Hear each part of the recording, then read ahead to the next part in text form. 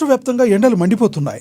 అన్నమయ్య జిల్లాలో ఉష్ణోగ్రతలు 42 డిగ్రీలు దాటడంతో వాహనదారులు, పాదచారులు తీవ్ర ఇబ్బందులు అయితే పడుతున్నారు. ఎండల తీవ్రత దృష్ట్యా వాతావరణ విపత్తుల శాఖ కీలక ఆదేశాలు జారీ చేస్తుంది.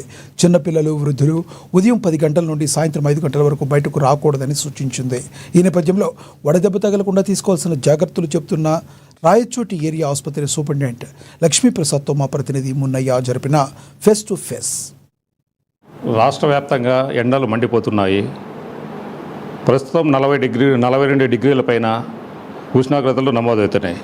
ఇదే క్రమంలో వాహనదారులు అయితేమి, పాదచారులకేమి అయితే వడగాల్పులు, వడదెబ్బ తగలకుండా ఉండేందుకు తగిన సూచనలు ఏ విధంగా తీసుకుంటే మంచిది, వడగాల్పులతో ఇబ్బంది పడకుండా ఉండేందుకు ఎలాంటి చర్యలు తీసుకోవాలి అనే దానిపై మనతో మాట్లాడడానికి రాయచోటి సూపరింటెండెంట్ లక్ష్మీప్రసాద్ గారు ఉన్నారు. వారి మాటలు అడిగి తెలుసుకునే ప్రయత్నం అయితే చేద్దాం. సార్ చెప్పండి, ఇప్పుడు ప్రజలు ఎలాంటి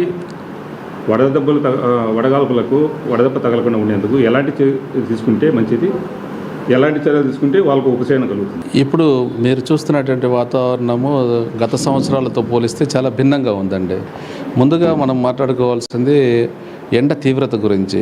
ఎండ తీవ్రత అనేది 42 డిగ్రీస్ దగ్గర మనకు నమోదవుతూ ఉంది. కాబట్టి ఈ ఎండకు మీరు ఆల్రెడీ కొంత గమనించే ఉంటారు. రోడ్లు కూడా మన ఏరియాలో నిర్మానుష్యంగా ఉండడం, అవసరమైన వాళ్ళు తిరగడం ఇట్లాంటివి. సో ఇది కూడా ప్రజల నుంచి మనకు అందిస్తున్నటువంటి సహకారం అని చెప్పుకోవచ్చు. కాబట్టి మనం ఎండాకాలంలో ముఖ్యంగా ఈ కార్మికులైతేనేమి, కూలీలైతేనేమి ఇటువంటి వాళ్ళు ఎండలకు ఎక్కువగా బయట తిరగకుండా మార్నింగ్ అవర్స్ అంటే 6 to 10 వరకు వాళ్ళ వర్క్స్ ఏదన్నా ఉంటే పనులు ఎండల బయట పట్టున ఉండేటటువంటి పనులు చేసుకోవచ్చు. తర్వాత 11 నుంచి సాయంత్రం 4 వరకు ఎటువంటి పరిస్థితుల్లో నీడ పట్టున ఉండే పనులు మాత్రమే వాళ్ళు చేసుకోవాల్సిందిగా మా అభ్యర్థన. ఎండకు బయట ఉండి వాళ్ళు ఈ వడగాల్పులకు లోనై తర్వాత వడదెబ్బలకు గురై ఇబ్బంది పడకుండా నీడ పట్టున ఉండే పనులు చేసుకోవాల్సిందిగా కోరుతున్నాం. చిన్న పిల్లలు అయితే ఉండేవాళ్ళు, చిన్న పిల్లలు ఉంటారు, వాళ్ళైతే ఇంటి వద్దనే ఉంటారు. కాబట్టి వాళ్ళు ఎలాంటి చర్యలు తీసుకుంటే వడదెబ్బ తగలకుండా చిన్నపిల్లలకైతే ఉండదు? ఒకటండి, పిల్లల్ని ఇప్పుడు వేసవి సెలవులు ఇచ్చారు కాబట్టి పిల్లల్ని ఆడుకోవడానికి బయటికి ఎక్కువగా పంపకూడదండి. ముఖ్యంగా మనం అనుకున్న టైం 11 to 4 ఈ టైంలో పిల్లలు బయటికి పోకుండా ఇంటి పట్టున ఉండేటట్టు ఇంటి లోపల ఆడుకునే విధంగా వాళ్ళకి ఏర్పాట్లు చేసుకోవాల్సిందిగా తల్లిదండ్రులకు ఒక సూచన. అలాగే పిల్లలకి అందరికీ కూడా లూజ్గా ఉండే కాటన్ దుస్తులు ధరిస్తే మంచిది.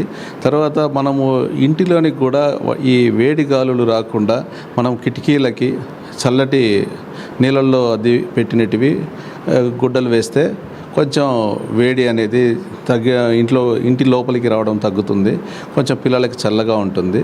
తర్వాత ఎవరైనా సరే ఈ టెంపరేచర్ ఎక్కువ వచ్చినా, ఈ వడదెబ్బలకు లోనైనా వాళ్ళకు కూడా ఈ కిటికీల దగ్గర మనం చల్లటి వస్త్రం వేసినప్పుడు, నీటితో వేసినటువంటి ఇది వేసినప్పుడు లోపలికి చల్లగాలులు వస్తాయి. కాబట్టి కొంచెం మన వాళ్ళని కాపాడినట్టు అవుతుంది. తర్వాత ఎలాంటి పానీయాలు అంటే కూల్ డ్రింక్స్, మజ్జిగ ఇట్లాంటివి కదా, ఎలాంటి పానీయాలు తీసుకుంటే బాడీకి ఉపశమనం కలుగుతుంది? ఒకటండి, ఈ టైంలో మనము ముఖ్యంగా తీసుకోవాల్సింది, మనకు ఎండ ద్వారా మనకు ఎలక్ట్రోలైట్స్ ఎక్కువ పోవడం జరుగుతుంది. చెమట బిందువులు అనేటివి ఎక్కువగా ఉంటుంది. డీహైడ్రేషన్ అనేది ఎక్కువగా ఉంటుంది. వాటర్ తీసుకోవడం తగ్గుతుంది. కాబట్టి మనకు కావాల్సినటువంటి పదార్థాలు ఎక్కువగా మనకు టెంకాయ నీళ్ళు కావచ్చు, తర్వాత నిమ్మరసం కావచ్చు, మజ్జిగ కావచ్చు, ఇటువంటి పదార్థాలు తీసుకుంటే, పానీయాలు తీసుకుంటే మనకు ఒంటికి మంచిదండి. ఇంటి నుంచి హాస్పిటల్కి వచ్చేలోపు పేషెంట్కు ఎలాంటి చర్యలు చేయాలి? పరిసరాలు వడదెబ్బ అనేది కొంచెం సివియారిటీని బట్టి కూడా మనం నిర్ధారించుకోవాలండి.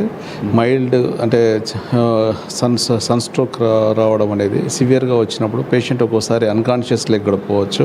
తర్వాత బాడీ టెంపరేచర్ 106 degrees కూడా దాటి ఉండొచ్చు.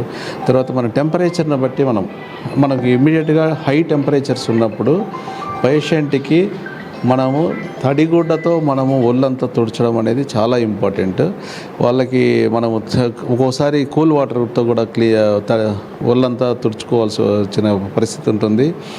ఒక్కోసారి మనము ఐస్ ముక్కలు కూడా ఇంటి దగ్గర ఫ్రిడ్జ్ ఉంటుంది కదా, చాలామందికి ఐస్ ముక్కలు ఉంటే కూడా నీళ్ళల్లో ఐస్ ముక్కలు వేసి ఆ వాటర్తో బాడీ తుడుస్తూ వస్తే మనకు బాడీ టెంపరేచర్ని కంట్రోల్ చేసిన వాళ్ళు మొత్తం బాడీ టెంపరేచర్ కంట్రోల్ చేసుకుంటూ హాస్పిటల్కి తీసుకొచ్చి మీరు వారికి ఈ విధంగా మేము చేసామని డాక్టర్కి కూడా చెప్పచ్చు. తర్వాత తదుపరి డాక్టర్స్ ట్రీట్మెంట్ తీసుకుంటారు. ఇప్పుడు మన అన్ని హాస్పిటల్స్లో కూడా ఈ వడదెబ్బకు సంబంధించి అన్ని ఏర్పాట్లు చేయడం జరిగింది. ఎందుకంటే ఎండ తీవ్రతను బట్టి హాస్పిటల్లో స్టాఫ్ అందరికీ కూడా దానికోసం సిద్ధం చేసి ఉంచడం జరిగింది. కాబట్టి ఎవరైనా సరే ఇంటి దగ్గర వాళ్ళకి వడదెబ్బ సోకినట్టు అనిపిస్తే చిన్నదైతే కనుక మంచి చల్లటి టెంకాయ నీళ్ళు కానీ తర్వాత మజ్జిగ కానీ తాగుతూ నీళ్ళు ఎక్కువ తాగుతూ టెంపరేచర్ ఉన్నప్పుడు ఒళ్ళు తుడుచుకుంటూ చల్లనీళ్ళతో ఒళ్ళును తుడుచుకుంటూ హాస్పిటల్కి వచ్చేస్తే ఇంకా మనము కర్చీఫ్ ఒకటి తీసుకొని చల్ల నీళ్ళలో పెట్టి నుదుటి పైన పెట్టుకోవడం ఇలాంటివి చేస్తూ మనం హాస్పిటల్కి తీసుకుని వస్తే చాలా మంచిదండి. ముఖ్యంగా చిన్నపిల్లల్లో ఇది చాలా ఉపశమనం కలిగిస్తుందండి. సో ప్రజలందరూ ఈ సూచనను గమనిస్తారని కోరుకుంటున్నాం. డాక్టర్ లక్ష్మీప్రసాద్ గారు చెబుతూ ఏదైనా కూలి పనులు చేసుకునే వాళ్ళు ఉదయం 6 నుంచి 10 వరకు లోపల పనులు వర్క్ చేసుకోవాలని తదుపరి 10 గంటల పై నుంచి 5 గంటల వరకు పనులు చేయకూడదనేసి 5 గంటల పైన ఏదైనా అంటే ముఖ్యమైన కార్యక్రమం అంటే పనులు చేసుకోవాలని కోరుతున్నారు. అలాగే చిన్నపిల్లలు ఉన్నటువంటి ఇళ్లలో వాళ్ళు నిబంధనలు అయితే కిటికీలకు కానీ వాళ్ళకు ఒక క్లాత్ అనేది ఒకటి ఏర్పాటు చేసి దానికి చల్లనీళ్ళు చల్లుకుంటే లోపలికి చల్లగాలి అయితే వచ్చి వడగాల్పుల నుంచి ఉపశమనం కలుగుతుంది. అలాగే వాహనదారులు